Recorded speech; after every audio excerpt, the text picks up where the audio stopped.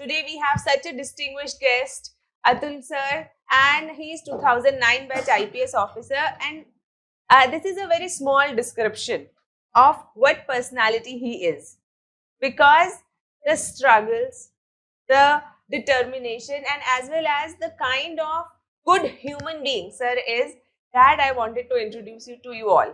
क्योंकि IPS बहुत सारे होते हैं, but IPS with good human being, with humility, with grit, rare. Thank you so much, sir, Thank you, to be ma'am. part of Tathastu here. Thank you.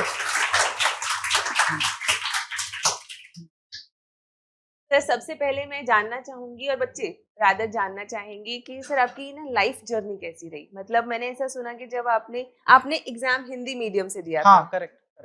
तो कैसे आपका ये विचार बना कि सिविल सर्विसेज देना चाहिए, और क्या क्या स्ट्रगल्स आपको एस्पिरेंट फेज में आई सर? देखो, मैंने कुछ ऐसा इनफैक्ट प्लान भी नहीं किया था। मैं पहले डॉक्टर बनना चाहता था। मैं जूलॉजी, बॉटनी, केमिस्ट्री बैकग्राउंड का था, वहां फेल हो गया। तो मैं फिर सोचा मैंने कि मैं साइंटिस्ट बन जाऊंगा। वहां भी मैं किसी वजह से नहीं कर पाया। फिर मेरे साथ में 2 लोग ऐसे थे जिन्होंने कहा कि चलते हैं दिल्ली, तैयारी वारी करते हैं। मैंने कहा अच्छा ठीक है, ये लोग जा रहे हैं, ये लोग आईएएस बन जाएंगे तो मैं भी पीछे से पीसीएस बन जाऊंगा कुछ। तो मैं उनके साथ चला गया। लेकिन ये है कि जिस काम को मैं करता था पूरी कोशिश के साथ करता था, डिटर्मिनेशन के साथ करता था, कमिटमेंट के साथ करता था, लगा रहता था। और फॉर्चुनेटली मेरा एप्टीट्यूड भी शायद मैच किया उस एग्जाम के साथ, तो इसलिए मेरा शायद हो गया सिलेक्शन। और अच्छा रहा सब सर, बहुत अच्छा रहा। तो मेरा मतलब ये दोनों का मतलब एम तो यही होता है। मैं actually I come from eastern UP, और ईस्टर्न यूपी और बिहार के लोग जो जनरली होते हैं वो आईएएस आईपीएस ही बनना चाहते हैं। और इन सर्विसेज में जनरली इसीलिए लोग आना चाहते हैं। तो मैं सोचा था आईएएस आईपीएस बन जाऊं। आईपीएस भी बनूं तो चूंकि because I hello from UP, तो मुझे यूपी काडर ही मिले और कोई काडर नहीं मिले। कहीं यार तमिलनाडु मिल गया तो मैं क्या करूंगा, मुझे तो तमिल आती नहीं। तब नहीं पता था कि तमिलनाडु सिखाते हैं, तमिल सिखाते हैं वहां पर। और कहीं नॉर्थ ईस्ट मिल गया तो मैं क्या करूंगा। तब तक डर लगता था। अब तो सब जगह घूम लिए तो इसलिए लगता है कि नहीं, सब चीजें अच्छी हैं, बढ़िया हैं, फर्स्ट क्लास है। तो ये सोचते थे। उसके बाद सोचते थे कि नहीं यार, अब मुझे यूपी काडर मिल जाए तो मुझे यहाँ की पोस्टिंग मिल जाए, यहाँ की पोस्टिंग मिल जाए, यहाँ की पोस्टिंग मिल जाए।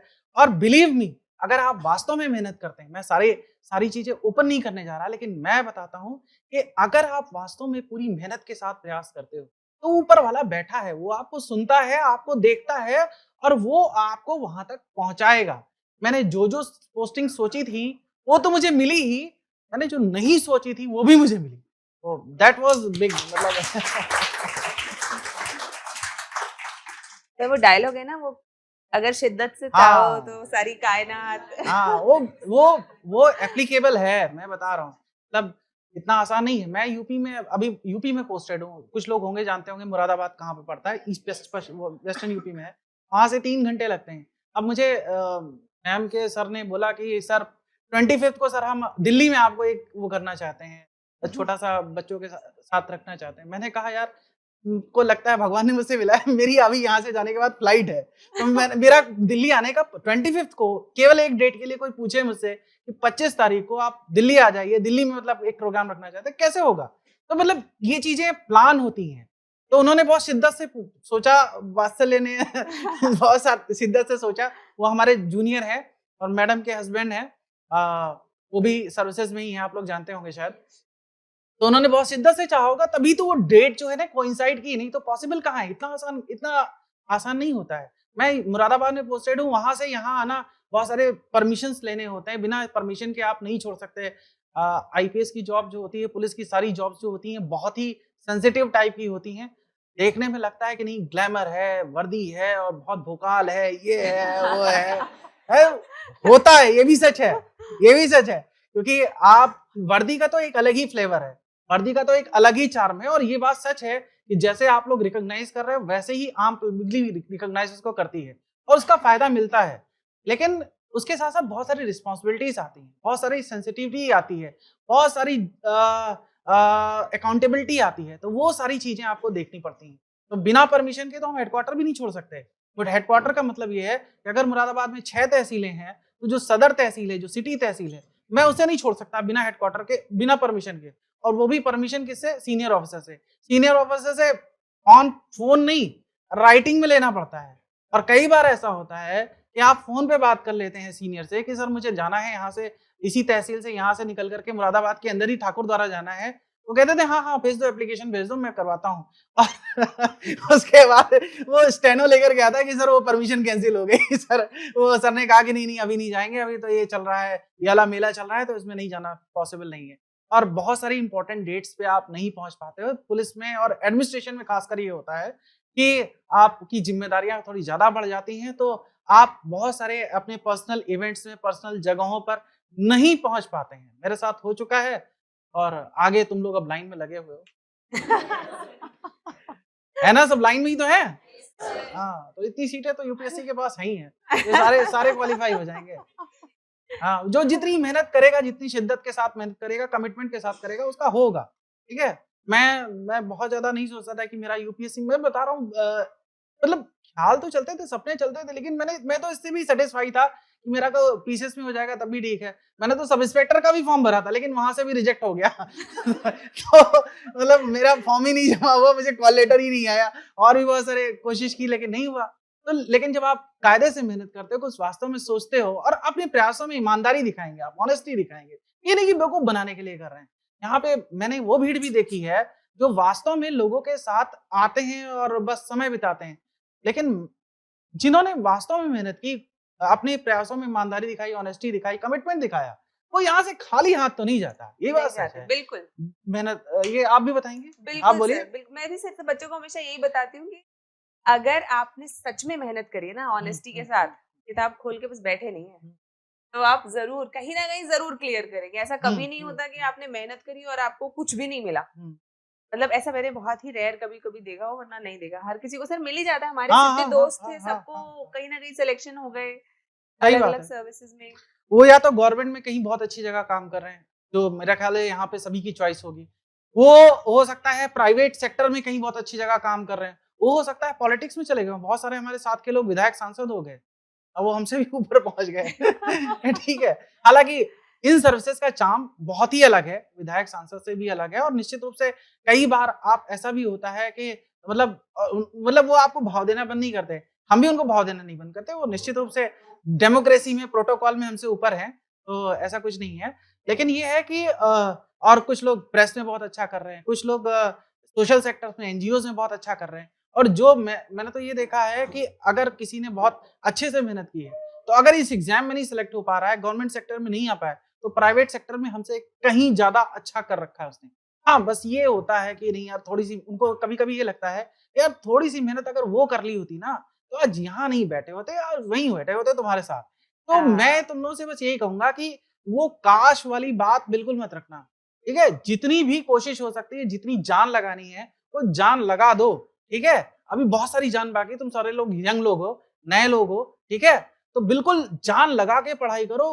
18 घंटे 20 घंटे, वैसे इतना तो मुश्किल है 20 घंटे, लेकिन 16 घंटे तो पढ़ाई हो सकती है। मैंने की है इसलिए मैं बता रहा हूँ। हालांकि पहले साल मेरा पीटी में नहीं हुआ था, पहले टर्म में मेरा पीटी नहीं हुआ था, और मैं हमेशा से लो कॉन्फिडेंट बच्चा था। बच्चा तो नहीं था, मतलब ठीक है, लो कॉन्फिडेंट एस्पिरेंट था। तो मतलब मुझे ये नहीं पता था, मेरे साथ 2 लोग और तैयारी करने आए थे, वो दोनों मेरे से ज्यादा अच्छे, मैं उनको प्लेस करता था अपने आप से। और मुझे लगता था ठीक है, ये दोनों जा रहे हैं, आईएएस में सेलेक्ट हो जाएंगे, मैं साथ साथ कहीं कुछ, मैंने बताया ना, पीसीएस में कहीं हो जाऊंगा। फिर वो पहले अटेम्प्ट में पीटी भी नहीं हुआ, बड़ा मुश्किल एग्जाम था उस साल, और तैयारी हमने की नहीं थी। तो जब तैयारी नहीं करोगे तो सिलेक्शन होगा कैसे? पॉसिबल ही नहीं है। आप और तैयारी करके जाओगे तो सिलेक्शन होता है। क्योंकि फिर मैंने उसके बाद 2005 में बहुत अच्छी तैयारी की, फर्स्ट क्लास तैयारी की, कॉन्फिडेंस फिर भी नहीं आ रहा था, क्योंकि एग्जाम जब तक क्वालिफाई नहीं होता है ना, तब तक कोई कॉन्फिडेंस नहीं आता। तो वो बहुत जरूरी है। और उसके लिए मैंने क्या किया कि टेस्ट सीरीज बहुत सारी थी।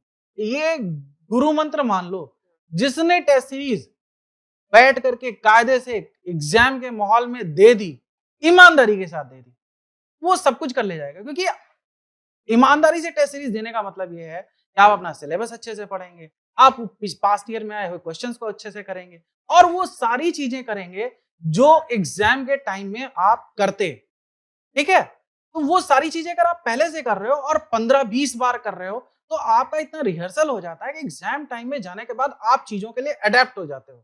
ठीक है ना, वो बॉर्डर फिल्म का डायलॉग है ना जैकी श्रॉफ का कि जंग में जाने से पहले जितना पसीना बहा लोगे, जंग में खून उतना ही कम बहेगा, ठीक है ना।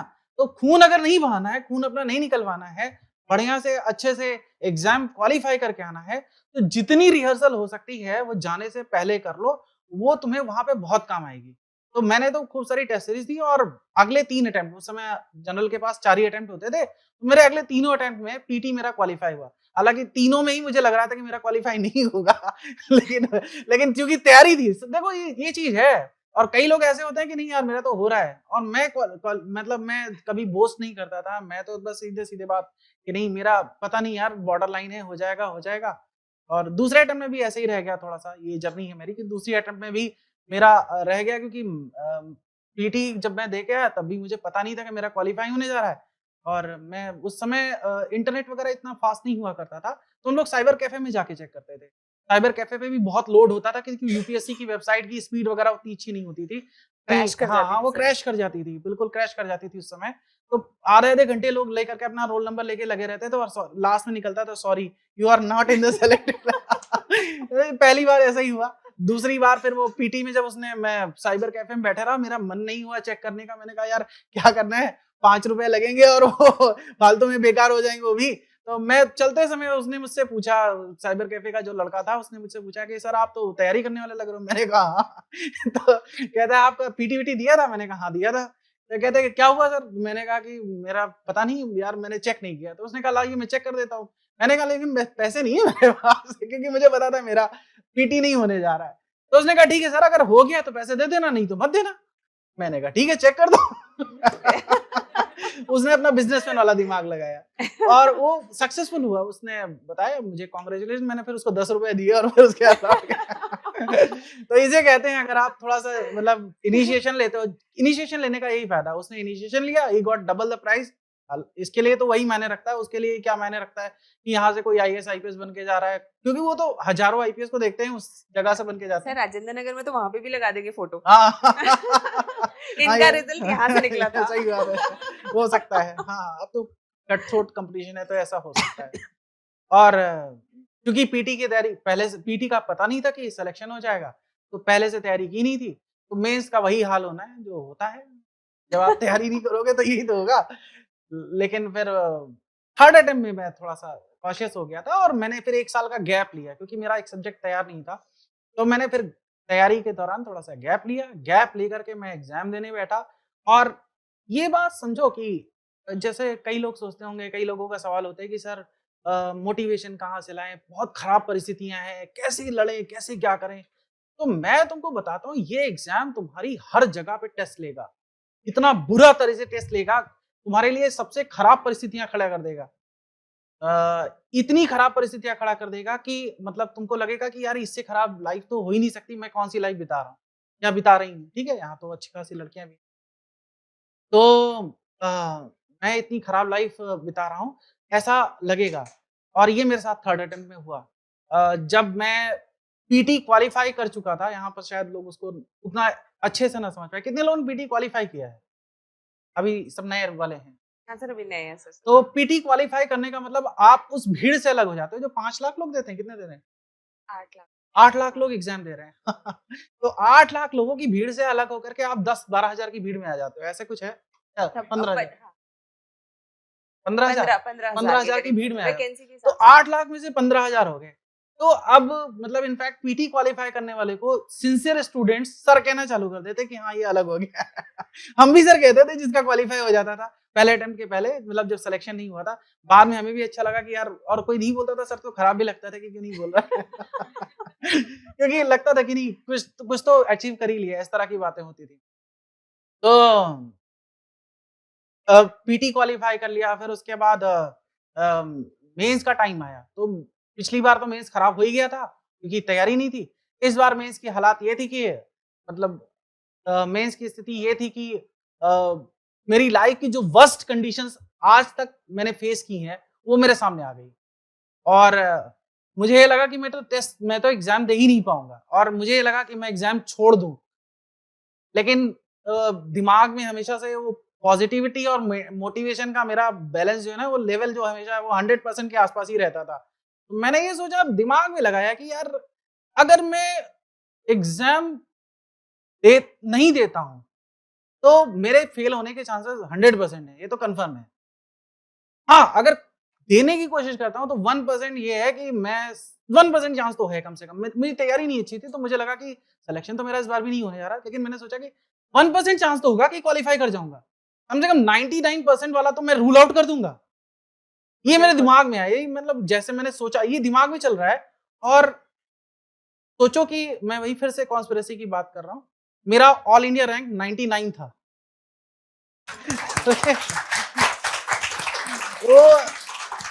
तो ये बड़ी चीज है ना कि आप सोच रहे हो और वो वहां पे रेप्लिकेट कोई बैठ करके लिख रहा है, ऊपर वाला सब देखता रहता है कि आपकी प्रयासों में कितनी ईमानदारी है, आप अपनी परिस्थितियों से कितना लड़ना चाहते हो। वो परिस्थितियां मैं नहीं बताना चाहता यहाँ पर, ठीक है। किसी के लिए भी मतलब वो बहुत मुश्किल सिचुएशन होगी, और मेरे जैसी बहुत लोगों की स्टोरी भी है, मेरे से ज्यादा लोग भी स्ट्रगल किए होंगे, निश्चित रूप से किए होंगे। लेकिन ये मैं बताना चाहता हूं कि आपको जब भी लगे कि नहीं भगवान आपका टेस्ट ले रहा है, तो इसका मतलब कुछ ना कुछ अच्छा आगे छुपा रखा है। आगे लगे रहो, उसको छोड़ना नहीं। और यहाँ पर ये जिस फील्ड तुम लोगों ने चुनी है, थोड़ा टाइम लगेगा इसमें, 3-4 साल लगेंगे, थोड़ा सा समय लगता है। वो अभी फिल्म आई है 12th फेल, किसने किसने देखी है? अच्छी फिल्म है, देखी है? कैसी लगी? बहुत अच्छी लगी ना। वो 12th फेल वाले में जो उसमें हीरो हैं मनोज शर्मा सर, आईपीएस हैं, 2005 बैच से, महाराष्ट्र कैडर हैं, अभी आईजी हो गए हैं शायद। हाँ, तो आईजी हो गए हैं। तो कोइंसिडेंट है ये भी कि मतलब मैं उनको जानता हूँ। जिस समय मैं पहुंचा था वहां तैयारी करने, वो ऐसे ही एक क्लास में आए थे, और क्या कहते हैं, उन्होंने लेक्चर दिया था। मैं उनकी स्टोरी को उतना अच्छे से नहीं जानता था, उन्होंने बताया तो, लेकिन अब क्लासरूम में हर कोई अपने स्ट्रगल को उतना खुल के नहीं बताता, ठीक है, क्योंकि यहाँ जो लोग बैठते हैं वो इतने, हर कोई उतनी सिंसियरिटी से समझ नहीं पाता, तो हर आदमी उस चीज को बताना भी नहीं चाहता। धीरे धीरे वो चीजें स्टोरी खुली, जब उनके पास टाइम निकला, एसएसपी का ड्यूरेशन निकल गया, तो उन्होंने देखा कि हाँ अब थोड़ा टाइम है, तो उनके ऊपर बुक लिख दी गई, और उसके बाद फिर वो फिल्म भी बन गई। फिल्म भी बहुत अच्छी बनी, शानदार बनी, मैंने भी देखी। तो क्लासरूम के बाद मैं उनके पास अलग से स्टाफ रूम में गया, मैं उनके पीछे पड़ गया कि सर वो कितने साल में सिलेक्शन होगा, सर कितने साल में होगा। जो लगता है लोगों को। तो उन्होंने कहा यार 3-4 साल लग जाते हैं, तो उनको भी लगे थे इतनी टाइम। तो मैंने कहा कि नहीं सर, मुझे तो एक ही साल में लेना है, मेरे पास तो इतना ही समय है। मेरे पास तो पैसे भी नहीं है, मेरे पास तो ये नहीं। कहते नहीं ऐसा होता है, परेशान मतलब मेरे पास भी नहीं थे, तुम भी जाओ, करो जाके हो जाएगा, लेकिन टाइम लगेगा। मैंने कहा नहीं सर, कुछ 1 साल वाला तो वो समझ गए कि ये कीड़ा है, इसको कुछ इस तरह का है। तो उन्होंने कहा हाँ ठीक है, मैं बताता हूँ अभी थोड़ी देर बाद। फिर उसके बाद मैं भी समझ गया कि यार ये बहुत बिजी आदमी है। आईपीएस, वैसे भी आईपीएस उस समय भगवान लगता था, तो देवता टाइप में लगता था। जिस सर्विस की आप तैयारी कर रहे हो, उसी सर्विस से कोई आ जाए तो फिर लगता था ना कि देवता टाइप में आ गए हैं, ऐसा लगता है। नहीं मैं ऐसा लग रहा है सर। नहीं, मैं अपने आप के लिए नहीं कह रहा हूँ, लेकिन मुझे उस समय लगता था, मुझे उस समय लगता था। सर आज स्टाफ रूम में पकड़ लेंगे बच्चे आपको। इन्हें रास्ता पता चल गया, ऐसे बनते हैं। No worries. तो फिर मैं उनसे मतलब बात की, और उन्होंने फिर मुझे वो दिमाग में संतुष्ट तो नहीं हुआ, लेकिन मुझे लगा कि यार ये बहुत सीनियर आदमी है, सेलेक्ट भी हो गए हैं, सब मैं कितनी बात करूंगा, और ये कहीं उन्होंने मुझे डांट दिया तो मैं क्या करूँ। फिर मैं चला आया। लेकिन फाइनली जब उनकी वो बुक लिखी गई, तो मैंने उनका नंबर लिया विकास दिव्यकीर्ति साहब से। उनसे नंबर लेकर के फिर मैंने उनको सर को कॉल किया, मैसेज डाला, और मैंने लंबा सा मैसेज ड्राफ्ट किया, पूरे नरेशन देते हुए कि सर मैं आपसे मिला था ऐसे। तो अब तो खैर मैं ब्रदरहुड में आ गया हूँ, तो सर ने भी बहुत अच्छे से वेलकम किया, और उन्होंने भी एक लंबा सा मैसेज ड्राफ्ट करके, इमोशनल सा मैसेज उन्होंने भी भेजा। तो मुझे बड़ा खुशी हुई कि चलो अच्छी बात है। तो ये है कि जिन लोगों को आप ड्रीम करते हो, जिन लोगों के लिए आप आइडियलाइज करते हो, उनके साथ आप बैठ सकोगे। ये सर्विस आपको वो मौका देती है, और ये तो आप सोच सकते हो, क्योंकि मैंने आपको बता दिया इन सर्विसेज में वो एनॉर्मस मौके हैं कि आप जो नहीं सोचोगे वो भी होगा आपके साथ, और बहुत बड़ा होगा। आप छोटी जगहों पे नहीं बैठोगे, आप बहुत बड़ी जगहों पे बैठोगे। बस आपके अंदर वो पहले तो आपको वहां तक पहुंचना है, उसके बाद फिर आगे की जर्नी और अलग है। बिल्कुल सर। और सर मुझे लगता है आज बच्चों को ना थोड़ा इंस्पिरेशन मिली होगी कि किस तरीके से अपनी सर ये बच्चे ना फोकस बहुत जल्दी खो देते हैं। हाँ। आजकल की जो जनरेशन है, जैसे फोन में लग जाएंगे, या फिर फियर में आ जाएंगे। कभी ऐसा लगेगा कि अब तो बिल्कुल ही नहीं होगा, पढ़ना छोड़ देंगे बीच में, या फिर कभी मतलब वो जो फेज है ना, जो साइनसॉइडल वेव चलती रहती है इमोशंस की, उसके अंदर सर ये फोकस कैसे लेकर आए? देखो, फोन का एडिक्शन तो मुझे भी है यार, ठीक है। फोन का एडिक्शन तो मुझे भी है। तो अब लेकिन होता क्या है, लेकिन मैंने ये देखा कि जब भी मैं फोन को छोड़ करके मैं अपने कामों को करना चालू करता हूँ, जितने भी मेरे पेंडिंग वर्क्स होते हैं, पता चला मेरे पास दिन में 5-6 रिक्वेस्ट आ जाती है कि सर मेरे वहाँ पे किसी ने आलू मेरे वो क्या कहते हैं 1.5 लाख रुपए दबा लिए उसके, मेरी मदद करवा दो। इस तरह के कई बार लोग मैंने मतलब कहते हैं कि नहीं 1.5 लाख रुपए मेरे दबा लिए उसने, आलू मैंने उसको बेचे थे, उसने पैसे नहीं दिए। किसी ने और एप्लीकेशन कुछ बता दी, तो मैं 5-6 ऐसे एप्लीकेशन करता हूँ, उनको सबको रेफर करता हूँ कि किसी को बता दिया। अभी एक एडीएम साहब को फोन किया है, इस भाई इसकी मदद कर देना एक जगह पे जिले में, और ऐसी 3-4 जगह पे किसी एसपी को फोन किया, किसी एसएचओ को फोन किया, किसी सीओ को फोन किया, जितनी मेरी थोड़ी मदद करने की आदत तो मैंने मदद कर दी उनकी। ठीक है, ऐसे 4-5 काम हुए। फिर अपने ऑफिशियल काम है, फिर अपना कुछ फिजिकल वर्कआउट वगैरह जो है, ये जब आप करने लगते हो ना वो सब फोन छोड़ करके, तो मेरा खुद का एक्सपीरियंस है कि बड़ा अच्छी फीलिंग आती है जब आप वास्तव में वो काम करते हो जिसके लिए आप बने हो, जिसके लिए आप सोचते हो, जिसके लिए आप वास्तव में आपको करना चाहिए, यू ऑट टू। तो वो काम करने में जो सेटिस्फेक्शन है वो किसी और चीज में नहीं। और सोशल मीडिया पे भी टाइम बिताओ, ऐसी बात नहीं है। मैं अभी भी यूपीएससी के बहुत वीडियो देखता हूँ। मैडम को तो मैंने वीडियो में ही देखा था, लेकिन इन्होंने फोन किया तो मैं आवाज से पहचान गया, फिर भी मैंने पूछ लिया कि कौन आ रहे हैं, नहीं तो मैं कहता तनु मैडम बोल रही है क्या। ऐसे पूछता मैं। तो मतलब ये है कि सोशल मीडिया पे मैं भी टाइम बिताता हूँ, लेकिन अब मेरा अभी भी फोकस उसी जगह है, क्योंकि ये बहुत अच्छे क्वेश्चंस पूछती हैं, बहुत अच्छे पूछने के बाद फीडबैक भी लोगों को देती हैं इंटरव्यू का, जो मैंने इनके रील्स वगैरह देखे, तो वो बहुत अच्छा है। तो अगर आप उस तरफ फोकस करोगे, अपने काम से रिलेटेड चीजों से फोकस करोगे, मैं तो अभी भी इंडियन हिस्ट्री का कोई वीडियो खोल लूंगा तो 2.5 घंटे का, उसको 1.5 की स्पीड पे या 2 की स्पीड पे लगा लेता हूँ यूट्यूब पे, और उसको देखा करता हूँ। बहुत मजा आता है पुरानी चीजें, क्योंकि मैं हिस्ट्री का स्टूडेंट रहा हूँ। हमारे टाइम में 2 ऑप्शनल होते थे, my first option was history and second was public administration. तो मैं खोल करके देखता रहता हूँ, हिस्ट्री है, ज्योग्राफी है, एथिक्स है, और कई लेक्चर्स लोगों ने बहुत अच्छे दिए। तो अच्छी चीजों को देखना चाहिए, उसमें टाइम बिताओगे तो हमेशा अपने ट्रैक से बिखरोगे नहीं, बल्कि इनफैक्ट उसी में सुनते सुनते अचानक लगता है कि यार ये मैं क्या कर रहा हूँ, थोड़ी देर रोक लो, इसको बंद करो, फिर मैं अपना काम करना चालू कर देता हूँ। आप सही जगह पे अगर फोकस करोगे तो आप अपने काम से भटकोगे नहीं। सही लोगों, इसीलिए पुराने टाइम में लोग क्या कहते थे कि कंपनी सही रखो, अपने लोगों की संगति ठीक रखो। अगर संगति अच्छी रखोगे तो निश्चित रूप से वो तुमको भटकाएंगे नहीं, बल्कि उनके साथ बात करते करते अचानक लगेगा। जैसे मैं एक प्राइवेट हॉस्टल में रहता था, तो वहां पर क्या हुआ कि वहां पर सेकंड फ्लोर में, मैं फर्स्ट फ्लोर पे रहता था, सेकंड फ्लोर पे उन्होंने वो एक मशीन लगा रखी थी जिसमें पानी आता था, वाटर आरओ वाला, उसी में कूलर भी लगा रखा था। तो हम लोग जाते थे वहां से पानी भर के आते थे, अपने रूम में रखते थे और उसके बाद पीते थे अपना। तो वहां पे जनरली क्या होता है, स्पीड उसकी धीमी होती थी, क्योंकि 40 स्टूडेंट लगभग थे। तो वहां गए, अचानक पता चला कि हम गए हैं, तो वहां 2 लोग पहले से लाइन में लगे हैं और 2 लोग और खड़े हुए बालकनी में। तो बालकनी में ही वो मशीन लगा रखी थी। तो वहां गए, अचानक बात होने लगी, तो पता चला कोई इंडियन हिस्ट्री पे चर्चा कर रहा है, कोई कल्चर पे चर्चा कर रहा है, कोई दूसरे टॉपिक्स पे चर्चा कर रहा है। अब सवाल, अब पढ़ने वाले थे तो खड़े हो गए वहीं पे। अब वहीं पे द्वंद्व युद्ध भी स्टार्ट हो जाता था, वाक युद्ध भी स्टार्ट हो जाता था कि नहीं देखो मुझे ज्यादा आता है, तुम्हें कम आता है। ऐसा भी होता है और अच्छी बात है, कोई बात नहीं है। वो तो शास्त्रार्थ पुराने जमाने में ऐसा ही तो होता था, ये लोग शास्त्रार्थ करते थे, तो वो अच्छी चीज है। और उसी ड्यूरेशन में अगर आपको ये पता चलता है कि यार ये मेरा टॉपिक छूट गया है, तो बजाय उससे लड़ने के जाके क्लासरूम अपने रूम में जाके उसको पढ़ो ना, उसे कंप्लीट करो ना। बजाय इसके अगर आप पता चल रहा है उन लोगों के साथ रहोगे जो कहेंगे यार चलो घूमने चलते हैं, चाय पीने चलते हैं, तो मैं तो चाय पीने जाता नहीं था, क्योंकि मुझे लगता था कि यार एक तो टाइम वेस्ट होगा, दूसरा कल को मुझे भी चाय पिलानी पड़ेगी, मेरे पास तो पैसे ही नहीं है, तो ये बुरा मान जाएगा। तो मैं कभी नहीं आता था। तो मैं या तो रूम में सो जाता था, या कभी कभार क्रिकेट खेल लेता था, थोड़ा सा उसमें फ्रस्ट्रेशन निकल जाता था कि आज बॉल को बहुत मारा, वहां तक भेज दिया। नहीं मतलब जब कोई क्वेश्चन क्रैक नहीं हुआ, कोई एग्जाम क्रैक नहीं हुआ, या कोई टेस्ट सीरीज में अच्छे नंबर नहीं आए, तो यही तो करेंगे ना, कहीं तो फ्रस्ट्रेशन निकालना चाहिए। तो फ्रस्ट्रेशन ऐसे पॉजिटिव तरीके से निकालो, नेगेटिव तरीके से मत निकालो, तो वो ठीक रहेगा।